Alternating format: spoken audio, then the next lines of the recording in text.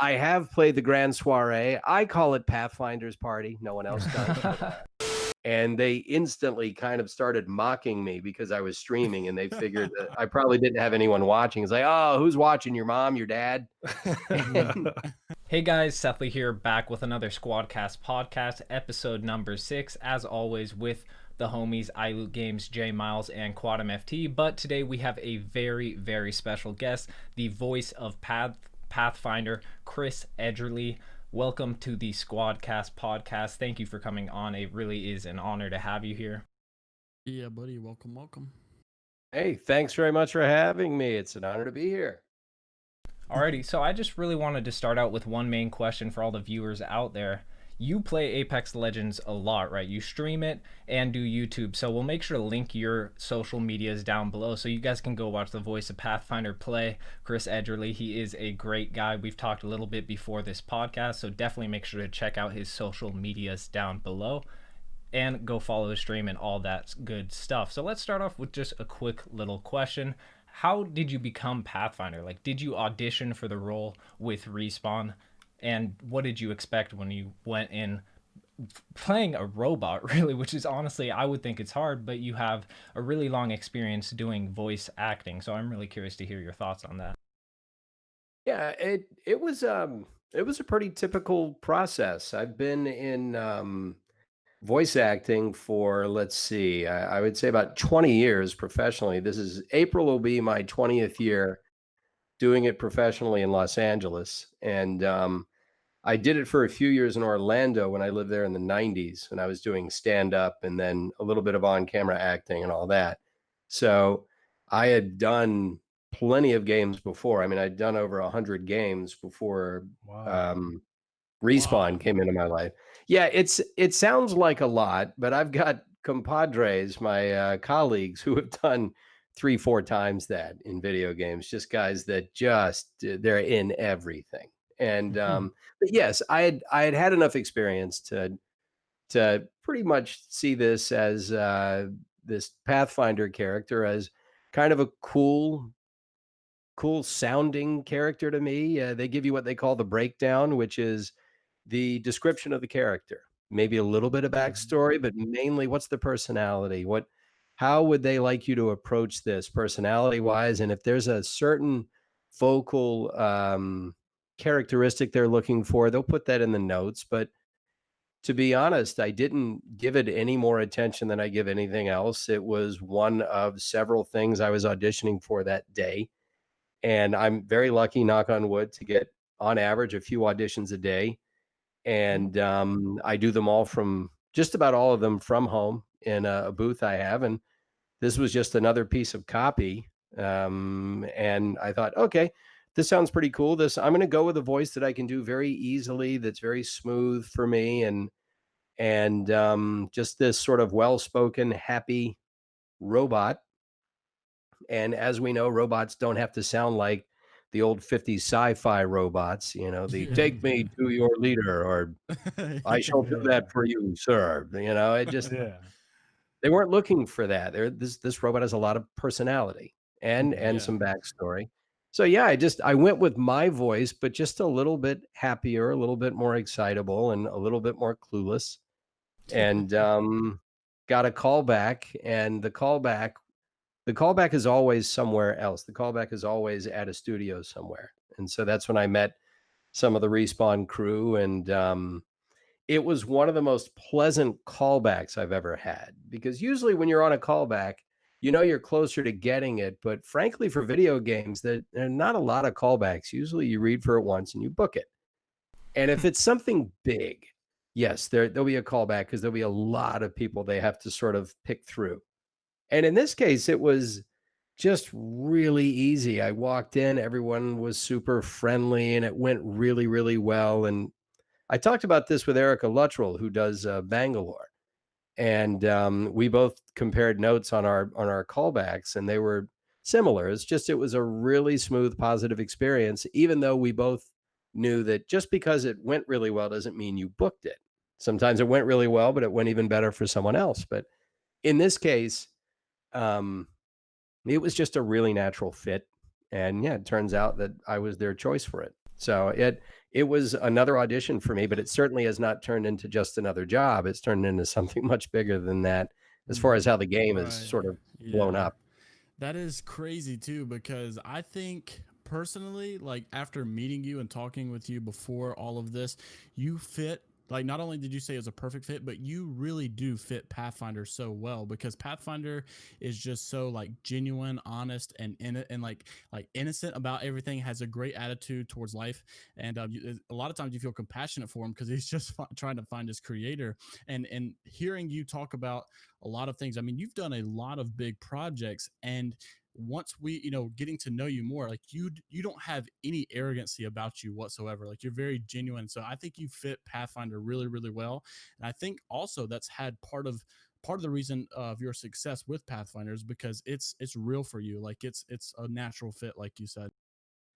Yeah. Thank you. I was probably more arrogant when I was younger. I'm older now, and a lot of that gets knocked out of you by life. But also, just yeah, through the good fortune of being able to work with some of the people I've worked with in my career. I mean, I've gotten to work with some A-list people. If you're arrogant walking into that room, after you walk out, you'll realize who you just worked with and see that they're a Mm, lot nicer than you might have thought, a lot more humble than you might have thought. And you realize that, well, you really probably should dial it down yourself a little bit too, right, right. because there's always somebody who can do it better. I mean, I, um, I've always thought that I was pretty good at what I do, and I think that I am. But when you're surrounded by a lot of other people at the same level or higher than you realize, yeah, yeah, it would be kind of hard to be arrogant and be honest with yourself when you're surrounded by Good that. point. That's Yeah, a very yeah. good point. That's Yeah. kind of reminds me of YouTube, to be honest, with a lot of people just looking at numbers, and there's so many people they often just like get arrogant with that type of thing. So honestly, I'll take that bit of advice since I'm still pretty young. So thanks for that. But yeah, I just wanted to say like you fit Pathfinder's voice so perfectly. Like when I first got in a call with you, it was kind of weird for me. I was a little starstruck. Like you, even when you're just talking normally, I just clearly hear that type of voice. So it's not really, I would say, I don't know, you know all the technicalities. You've been doing this for 20 years, but it seems like somewhat very similar to your normal voice. So like do you often do that with a lot of characters?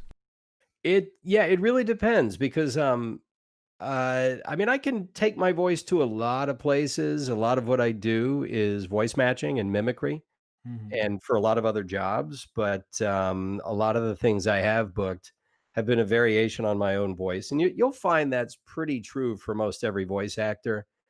In fact, the voice I did for a movie called Passengers with Jennifer Lawrence and Chris Pratt, Oh, I where I watched that one. played That was a this good one. yeah, this AI in the beginning of the movie, it's, called the Infomat, and, it's the AI that Chris Pratt talks to when he's trying to figure out what's going on with the ship, and the AI is just telling him, that, "This is where you can find the captain. The captain is in the captain's lounge and in the cockpit. Happy to help."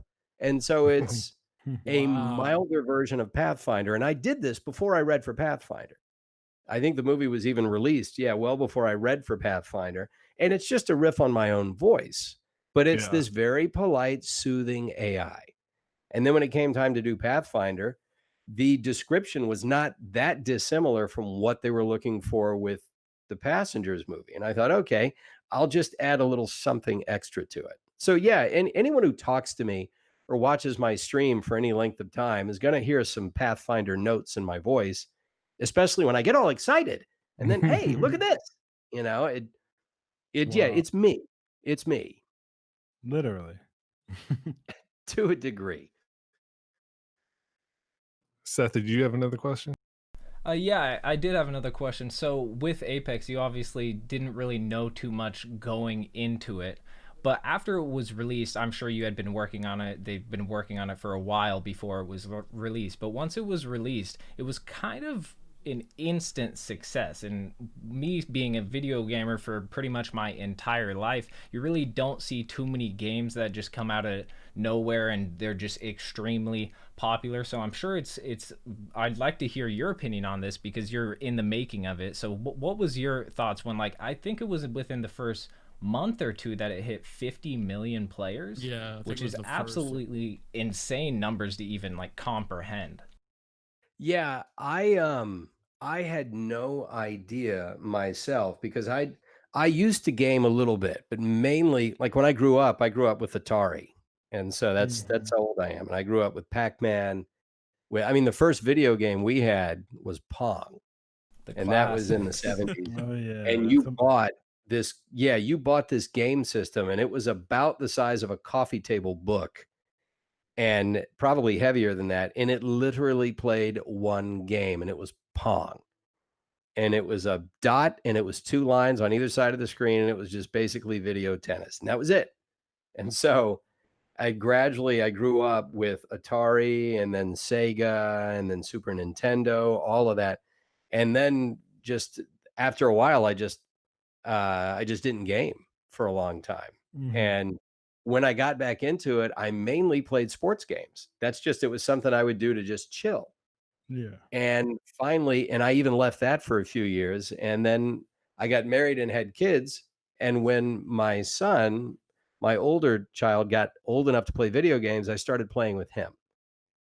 And I would only play kids games. And then we worked on this this Respawn game. And they said, yeah, it's a battle royale game. And they would describe to me why one line was like this and one line was like that. And I said, what does this mean? They said, oh, well, you're going to find something out in the field and you're going to want to tell other people about it. So it's called pinging. Okay, so that's why you're saying this. It's like, what is this word? Oh, that's a Mozambique. That's a type of gun. It's this and it's that. It's like, okay. And it meant, I mean, I had no idea. I was trying to imagine it. And then, by the way, I said one day, I said, oh, yeah, when is this going to come out? And they said, oh, it's going to come out in February, blah, blah, blah. I said, oh, yeah. So I guess you guys are going to do a huge rollout. And they said, no, we're just going to sort of put it out there. Really? Yeah, that's Usually there's a exactly big what they rollout, do. a lot of promotion. They said, yeah, no, we're just going to put it out there. So And as a They free did. to play game, no, like that's insane. yeah, And I free to play think game. Yeah. I think with it being just a put it out there kind of game was a part of its success. Like people, like I feel like if people had time to prepare for it, people would have like already decided, nah, I don't like that game. But because it was just like, hey guys, did you know there's just a new battle royale game that just got released? Everyone's going to give it a try. And then by the time they at least gave the game a try, a lot of people loved it. And I think that's the fact that it was just a surprise is part of the reason it was such a big success. And honestly, hats off to Respawn for that because it was kind of at the height of Definitely. Fortnite's success, capitalizing on that battle royale, and it combined so many aspects of some of my favorite games. Personally, I mean, Exactly. I don't have too much experience with the classic Pong besides literally on my phone app, so that's a bit sad. But with the constant updates and stuff like this, once Apex came out, like it really captures the audience's attention, which I absolutely love, which is mainly one of the reasons I've stuck with this game for so long, 1,200 hours so far with under a year. But actually, speaking of which, the 1 year anniversary for Apex is coming up on the February 4th, so I'm pretty excited for that. As well as the new update did just come out with the event. Chris, were you able to play that at all, or did you not have time yet? No, the past couple of days, I try to stream Tuesday through Friday, and I only stream for a couple hours at a time. So as a streamer, I'm not very prolific. I know that there are streamers out there that 2 hours in and they're just getting warmed up. And Yeah. mine is more like Yeah. it just I make an appearance, I'm on, and then I'm off. And people will show up and say, hey, I'm here. And I'd say, yeah, I'm sorry, I'm leaving. But I have played the Grand Soiree. I call it Pathfinder's Party. No one else does.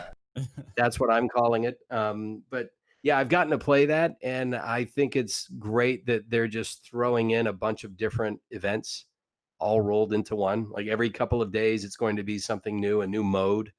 Totally And agree so with you there. it's I think they're really smart about that. And I agree with you guys. I think it was smart for them to just not build up anyone's expectations, just to hit them with it. Because you're right. Gamers can be very hard to please. They very much have preferences. They have things that they just like to see in games, things they hate to see in games. And if you give everyone a chance to make up their mind about it before they've even seen it, yeah, the knives will be sharpened Yeah. and they'll be ready to criticize. Not that people haven't found things to criticize anyway, but There's Yeah. always going to be something, that's especially life. with the gaming community, where you can just Yes. say anything on any social media. And I mean, Yeah. Yeah, especially well, with anonymity on Twitter. I have to say that I've been able to interview every voice actor in the game except for Mela Lee, who's Lifeline, but that one's coming up in a couple of weeks, and Chantel Van Santen, and I'm going to try and contact her. But what I have found is the actors have all been treated really, really well. I mean, there are a couple that are slightly more controversial as characters, Bloodhound being one of them, but uh, the uh, the overwhelming response has been very positive towards the voice actors ourselves. I think we've gotten off pretty lucky, and obviously there's always somebody that has something to criticize. But and Allegra, who voices Bloodhound, has had to deal with her fair share of it because that's a non-binary character, and she's Mhm. had to kind of educate a lot of people, myself included, about what that really means. And so, Yeah. yeah, people have had their opinions on that, but I would say 99.9% of the feedback on the voice acting has been very encouraging. So we're lucky because I see the way that the game itself is sometimes picked apart, and I feel for the devs Yeah. Oh and yeah. the engineers, the play testers, the writers, the Mhm. directors, the receptionist at Respawn. I mean, everybody that has to, that has to join up and make this thing happen. It's a pretty thankless task for them. Yeah. What are some of the critiques that you've received though? I don't even understand how they could say anything negative about what you've I done. know, right? Well, actually, in my case, I haven't heard any critiques. Which means Well, now I'm going Okay. to start there you getting. go. Yeah, Okay. yeah. I'm sure someone now will make it a point to. It's like, oh, well, I put it in a thing. Shit. I'll be the first. Yeah. It's like, oh, Speaking sorry, Pathfinder, but you suck. But Mhm. which, by the way, wouldn't bother me. I mean, sooner or later, somebody's just not like they're just not gonna like what you do. And Exactly. I've been through. I didn't come down with yesterday's rain. I've been through stuff like this before. I mean, man, when I did something back in '05 called Advent Children, Final Fantasy VII, I think, Mhm. Advent Children. Mhm. And I played a character called Sid Highwind, and I've played the character a few times since then, either in other animation or video games. And when the word got out that I was going to be Sid Highwind, actually, I updated my IMDb page with that credit before the movie's English-speaking cast had been officially announced. And before I knew it, there was a 14-page message board online about who the hell is Chris Edgerly and why is he Sid Highwind's voice. wow. And it was, I mean, they were finding old headshots of me online from my stand-up days. They had found my demo reel of my voice acting, and they were playing that. And they were saying, "Who is this guy? What does he mean? What is this? What is that? He's going to be horrible." Blah blah blah. And I thought, man, people really have strong opinions about this stuff. Yeah, That Oh people after a care a while, you get lot a little bit about of it. thick skin. Yeah, Yeah, I bet. yeah. But Especially yeah, I have doing to say, stand up. Pathfinder. Yeah, they've been really kind. Yeah, I mean, voice actors, to be honest, with Apex, it's kind of been like one of the first games for me that I've noticed it. Like, Apex revolves a lot around the characters. So people really are drawn to Exactly. like those specific characters, and Yes. thus for the voice actors that are those characters in game. I mean, people literally they have 50,000 kills on one character, and one of the most Yeah. popular is Pathfinder. So I'm really like just want to say thank you for doing a good job, because Yeah, this game is exactly. absolutely amazing, and Pathfinder adds just so much more to it in Mhm. just every little aspect. And one of the awesome things I've noticed really about Respawn and Apex Legends in general, that I'm sure the community would agree with, and I think you would probably have a nice opinion on this, is the way they promote these new updates with their trailers and cinematics, as well as like at the Game Awards. I'm sure you were there or you saw it at least. I'm not Roger Craig. I'm sorry if I don't know the name. The voice Roger Craig Smith. Yeah, what he did with Mirage at the Game Awards was absolutely amazing.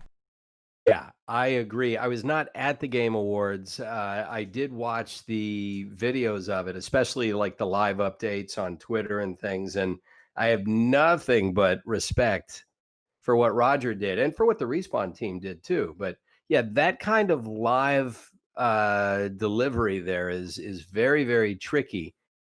And Roger was more than up to it. And I've gotten a chance to know Roger a bit over the years, working with him on a job or two, or just seeing him out.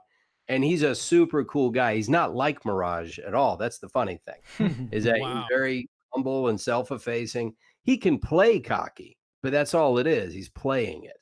Yeah. But one thing Roger does really, really well is he's very quick on his feet. And the other really helpful thing is that Mirage tends to sometimes stumble over words, and I think they realize that, you know what, this is perfect for live, because if for some reason he stumbles on a line, he just makes it into a Mirage affectation, Yeah. and we won't miss a beat. And of course, he didn't stumble over anything. Everything he did was perfect. So that's not easy to do, because I've worked on a show that did the very same thing with a live character done animated with the voice of it being ad-libbed, and it takes a lot of geniuses to make that work, and they Yeah. really made it work. Definitely. That's really cool. I have a quick question for you. I know this is an interview and we're throwing a bunch of questions at you, but are there any other actors, at least within Respawn and Apex, that play Apex like you do? Johnny Young plays. He's Crypto.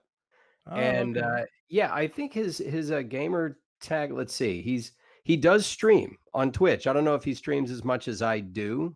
I think he's probably still trying to work out a schedule, but I think it's Tiger J115. If you, catch him on Twitch, he'll play Apex, and I think he's played some other games too.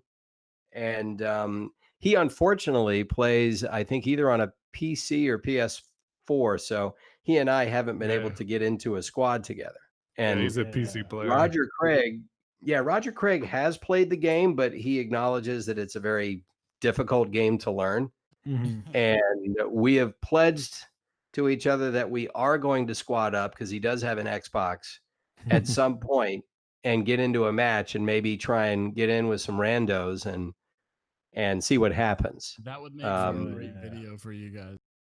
Yeah, well, that's what we talked about, is that it's really difficult sometimes to get people's audio on these videos, because I'd love to get in and play with random players and catch their audio sometimes and see if they can guess. But Mhm. the only way to do that on a stream is to get them into a party with you. And by the time someone has accepted a party invite, they're usually starting to suspect something. But I don't Yeah. know. I've That's managed to do it a true. couple of times. The videos are on YouTube, but I haven't done it that much yet. Well, comment down below if you guys want to see more of that type of stuff on his channel, and definitely go check out what he's posted already, because I've watched a few of them and they're honestly pretty funny, and you haven't even really posted that much recently. So definitely, guys, go check that out. Comment down below and let him know you guys want to see more of those voice trolling or anything like that that you guys want to see.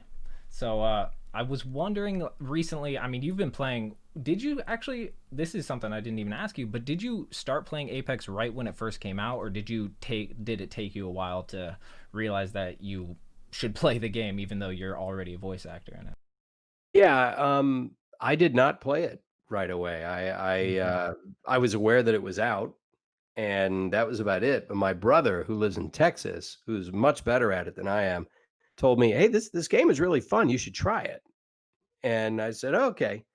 So I had an Xbox, and I downloaded it and started playing, and I had him sort of talk me through it, because I'm not that great now, but man, I was even worse then. In fact, I document this on YouTube, pretty much parts 1 through 5 of this, attempt of me to learn the game. and it's just a series of epic fails. And this wasn't until May that I started playing it.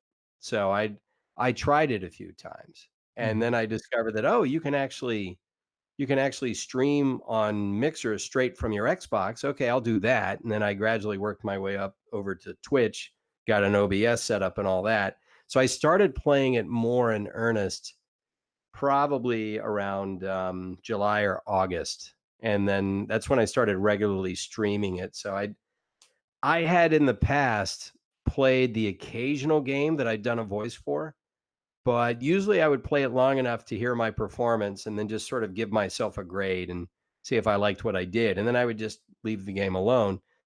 In the case of this one, I finally got good enough at the game to start to really appreciate it. And now, in the beginning too, it was so difficult that it would almost make me tense when I played it because I was just waiting to get shot, waiting to get blown away by somebody. And finally, after a few months, I think it took, now I can honestly play the game and feel as though it's relaxing for me to do it. So That's a nice I'm place to be at with the game. I get a comfort zone with it. Yeah, because you said you also, just to unwind, you'll even play when you're not streaming. Yeah, every now and then, I'll get on for just a little bit, and I rarely say anything. I've got headset on in case somebody wants to communicate. A lot of people would rather talk to their squad mates, talk about what they're going to do. But for the most part, I don't say anything. And if somebody talks to me, I'll talk back to them. But I'm just going on to play and just to chill because it's not that many people know that I'm doing this. And so I don't think anyone yet has noticed my gamer tag and known that it's me. So yeah, I mean, as much as I may stream, not very many people know that I'm out there doing it. So I can get on and be completely anonymous and play. That Do you won't like last that? forever, though. Yeah. Yeah. I don't mind it either way. Sometimes I really do like that I'm going to get on and I'm just going to be completely silent. I think it's kind of cool just to play. And sometimes I got on a few days ago. I thought it was really funny. I was gaming while I was on my stream. And so I'm talking to my stream while I'm doing it. And, you know, if you're in the lobby and you can hear your squad mate talking, you are wondering, are they having a conversation with someone in the room or, oh, they're on a stream? And these two guys had obviously played together a lot. And they instantly kind of started mocking me because I was streaming and they figured that I probably didn't have anyone watching. It's like, oh, who's watching? Your mom, your dad? And, you know, and I don't have a very big stream. I had maybe 18 people watching at the moment. I said, no, a little more than that. And they just had nothing but contempt for me for the rest of the match because I wasn't as good as they were. Some people. And I could barely keep up. And part of me wanted to just start throwing Pathfinder lines at them to see if they would get it. Yeah, But I just thought, nah, I'm just going to play. Not going to say anything. Yeah, just let it go. Turn you know? the other cheek. Yeah, just turn the When other it- cheek. Yeah. When That's something in my position. Like, if I was the voice of Pathfinder, I would just start. I mean, I guess it's because I'm younger. You're a lot more wise than I am. I just start flexing on them. It's like pull out on Pathfinder voice, so get wrecked or something. So yeah, Yeah. that's really cool. That's why I say you fit the Pathfinder so well because you're just like the down to earth guy to begin with. So. Well, I'll tell you, if you do have an on switch, Apex Legends will find it because it is a frustrating game. I put a video up. I think I don't know. I think I called myself Hangry Pathfinder because it was near the end of the stream and I hadn't eaten and I was starting to get angry. And I said, all right, this is my last one.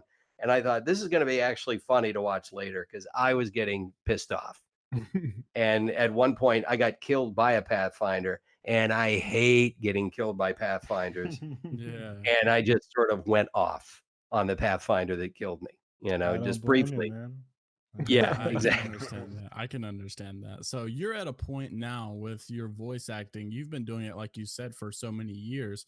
And so when I first started doing YouTube, I had a really hard time at editing my own videos because I hated my voice. I'm sure you're past that, but do you ever have, like, when things are finalized and, like, for instance, Apex is out, the voice lines are final, or the movie comes out and it's final, do you ever have times where you just go back and say, I hate hearing my voice, or are you pretty comfortable with where you're at?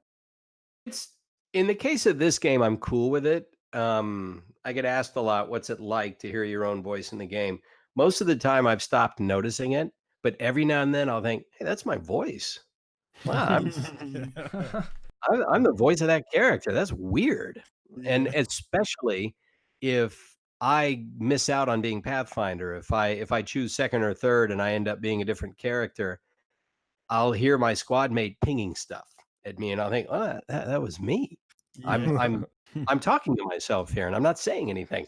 So, yeah, every now and then it can zap your brain a little bit, but, I'm not really that critical of it. That Pathfinder voice I'm doing is so in the pocket for me that Yeah. I'm fine with it. I'm okay with how I sound. I'm happy if they're happy, and we do 2 or 3 takes every line. Sometimes we'll go back and do it again, but we kind of run right through those lines, and they're pretty simple lines. I mean, there are a couple that sometimes you can trip over, but for the most part, they're not long soliloquies. So Mhm. it's a lot easier to hear. Whereas if I've done something in an animated show or for a video game that was a lot more involved, and there's Mhm. a much heavier level of performance there, yeah, I'm sure I could critique it a bit more. But, for the most part, yeah, you gotta learn to if you can't learn to love your performance, you gotta learn to just let it go, Yeah. um, and just Absolutely. walk away from it. That actually comes with time because I was much more, critical of myself when I was younger, Mhm. for sure. So I watched when you did the Roger Craig Smith interview, and I you did the ad libbing, which was hilarious with him. I think it was about a sandwich, and you guys were in the jump ship, if you remember that. But And we I try to I try to ad lib with everyone I interview at the end. oh yeah, that was so hilarious. You guys were so sharp on that. I was curious though, why do you think that Mirage hates Pathfinder? Because he always seems to tease at that. Yeah. Why is that? Yeah.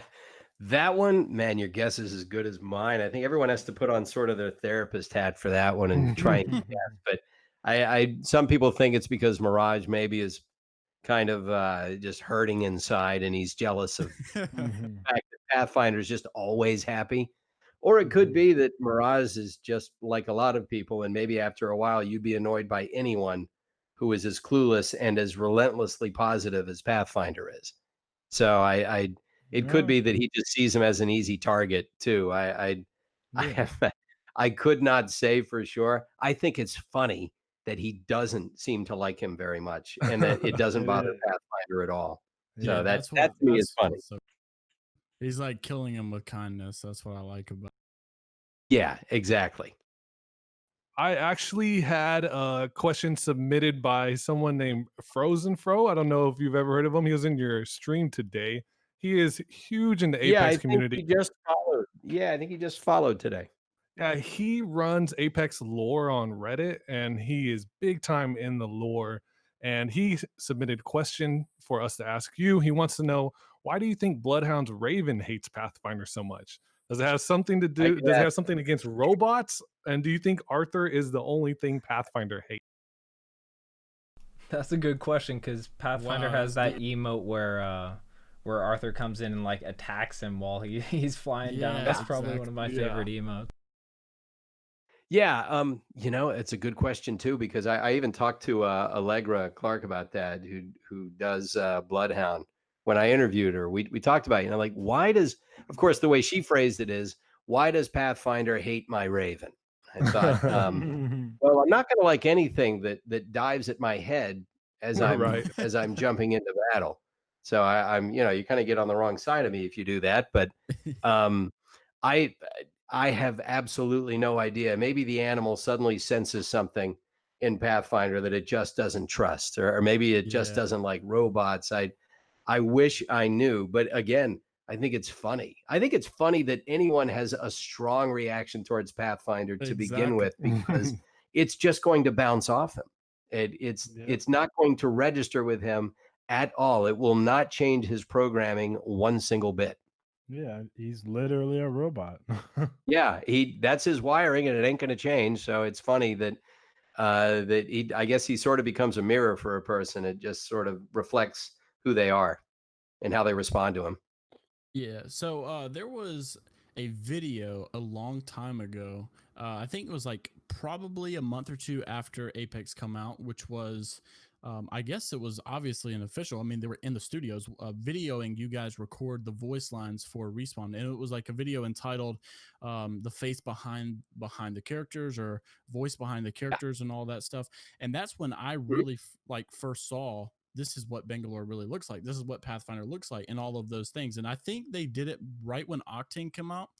And but I've never seen, like, I haven't seen other than just like searching up on Twitter, the voice or the face of Watson, the face of Crypto, and all of that.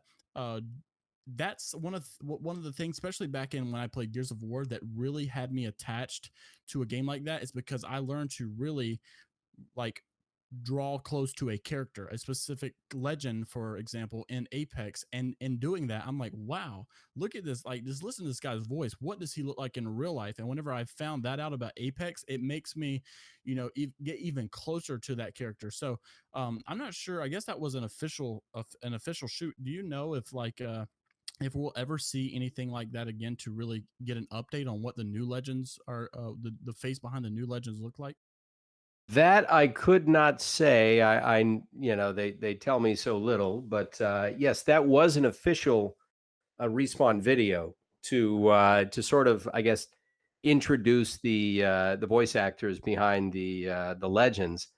But yeah, you wouldn't have seen Justine or Johnny in that because their characters had not been rolled out yet.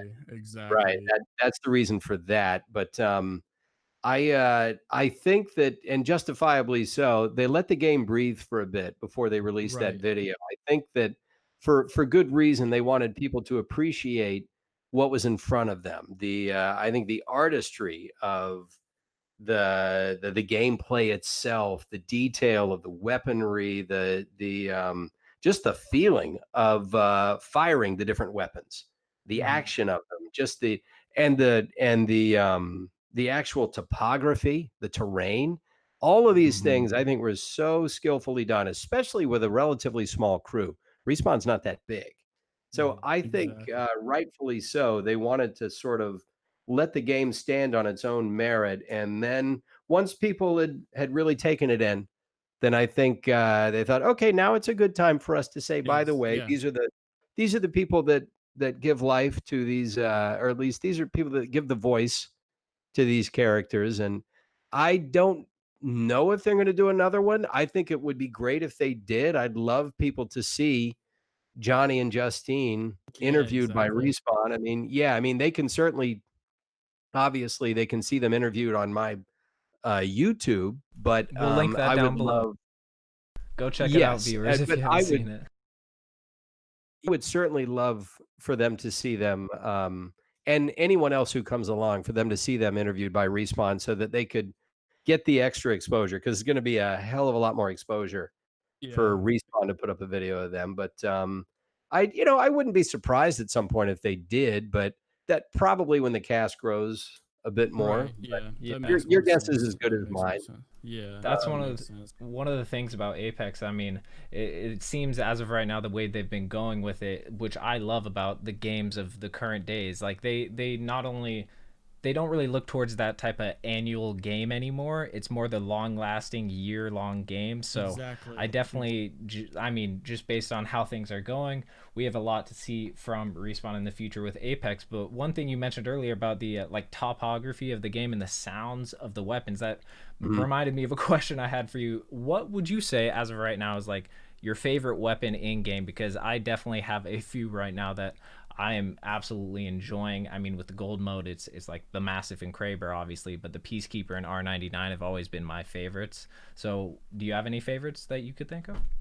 It's funny, I got asked that today on the stream, and it changes because, at first, I would love the R99. I just did for some reason, I could do a bit of damage with it, and then I loved getting a P20 and, getting some hammer points for it, and Uh, then I discovered the EVA 8, if you could get a double tap for it.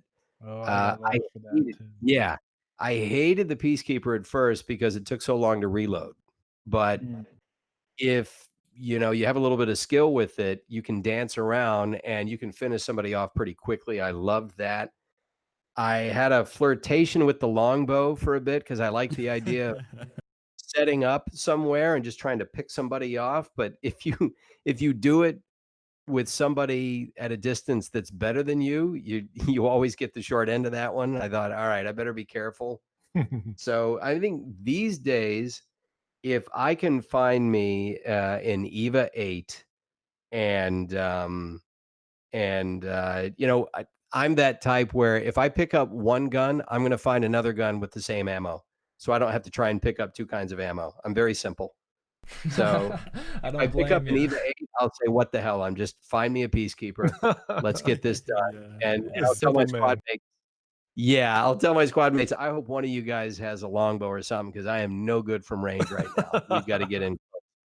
But yeah. I will not pick up 2 range weapons at all. I've gotta have something in close. Oh But yeah, yeah. if you give me a Spitfire and a flatline, I'm good to go.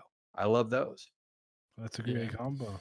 So my last question that I have actually is two questions. One's a quick one. I'm just curious to know if the voice actor for Octane, like because Octane is one of the biggest hype characters for all the new trailers. Like he's just so funny. Like Pathfinder, he's just got that personality. And I wonder, does he act anything like that in real life? Because you say Mirage is nothing like it, and I was wondering, is Octane anything like that in real life? Oh, that's Nicholas Roy, who's a great guy too. I got to interview him and get to know him a bit, and then we did sort of a visit to Respawn, the available actors. Most of us were able to go out to Respawn and just say thank you to what they have, to the crew that had put the game together, at least some of the crew. And that's where I got to meet some of these guys in person for the first time. I met Erica, Nicholas, Allegra. I'd kind of met Justine before in passing, but for the most part, no, I was meeting them for the first time. And he's actually a really modest, humble guy, really talented actor. I mean, he's in a ton of things right now. I mean, he's working a lot, and Octane is just one of the things that he's doing. But no, he's like a lot of actors. He can turn it on, they can turn it off again. So if you're just talking to him, you're just hanging out, and then if he wants to do Octane for a second, he does it, and then he puts it away, and you're talking to Nicholas again. So no, he's like a lot of actors, he can find a facet of himself that he can reveal to help him be Octane. But no, if you were just hanging out with Nicholas, you would never in a million years guess that that's Octane. I don't even know Wow. if you would hear it in his voice. That's That's pretty cool. interesting. So, one another question that I had before we go, we know that there's been a lot of changes to the characters. We've seen that Gibby has been buffed, and we've seen that Wraith has been nerfed. Are there any changes, or do you even have opinions on those changes? Any changes you think should be made? I'm just curious. Do you think to me some characters are maybe too powerful? Just give the viewer some ideas of what your personal thoughts are on the game right now and the characters, the meta, all that stuff. Sure.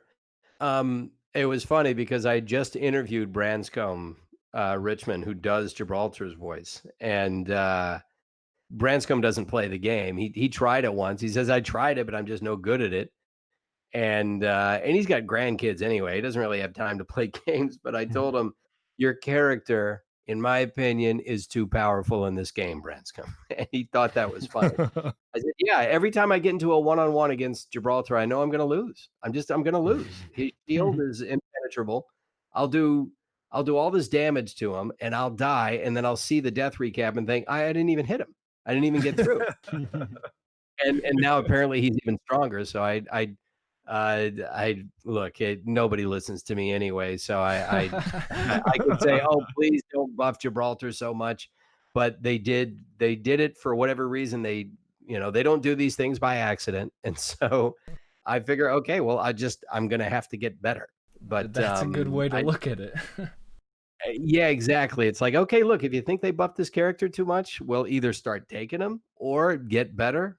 I don't know. I mean, that's about the only thing it's it's it's my only advice for myself is whatever they do to change the game, fine by me. I'll find a way to work within those boundaries. It's something that they do not do capriciously. They plan this stuff just like any company would. They don't just roll the dice and say, "I wonder how this is gonna go over." I think that they put a lot of thought into these changes, and yeah, I guess some people are gonna like them, some people aren't, but, that's the game. It's free to play. I like to remind people of that, Yeah, you know? 100%. Yeah, now I know a lot of people have spent a lot of money. They put a lot of money into the game, which I'm Mhm. very thankful they did because the game cannot continue to exist without people spending their money. Right. And I feel like, yeah, if you're going to support the game in that way, obviously everyone's going to right to their opinion about how the game should flow. But ultimately, it's Respawn's game, and you know, I'm Along for I'm the cool with ride. whatever they happen to do with it because I'll just roll with it. Yeah. Yeah, that's a great mindset to go into it. Just really to just enjoy and appreciate what they're giving us. I mean, Respawn, as far as I've seen, and a lot of gaming companies aren't really nearly as good as they are, in my opinion. So I'm definitely thankful we do have a company like that to back Apex Legends as it is right now. But I think I don't really want to take any more of your time. So thank you so much again. I just want to say shout out to Chris Edgerly, guys. Make sure to comment down below if you guys did enjoy this podcast, and go check out his social medias, his stream, Twitch, YouTube, Twitter, all that is linked down in the description. Make sure to go comment on his videos, go check them out. He has some really great content, and honestly, in my opinion, is very overlooked, so you guys definitely don't want to miss out on that anymore. But if you guys did enjoy the podcast, make sure to hit that like button and let us know what you guys want to see next time in the next episode 7 of the SquadCast podcast. So is there anything else you guys want to say before we end it off? Alrighty. Goodbye. I just want to say thank you for coming, man. It's been an absolute pleasure and an honor to hear the voice of the character that I main. And Well, thank you for maining Pathfinder, and one of these days we'll have to squad up so you can carry me. it'd be weird. It'd be weird to see you not play Path. Yeah. I play with followers occasionally and subs on my stream, and if anyone wants to be Pathfinder, I'll say, "You got it. Do it." You're too You're kind. handsome. I'm sure you're better at them than I am, so do it. Learn from you. Alrighty, guys. It's been the SquadCast episode number 6 with our very, very, very special guest, Chris Edgerly, and we are out. Thank you guys for watching. Peace Take out. care, guys. Bye bye.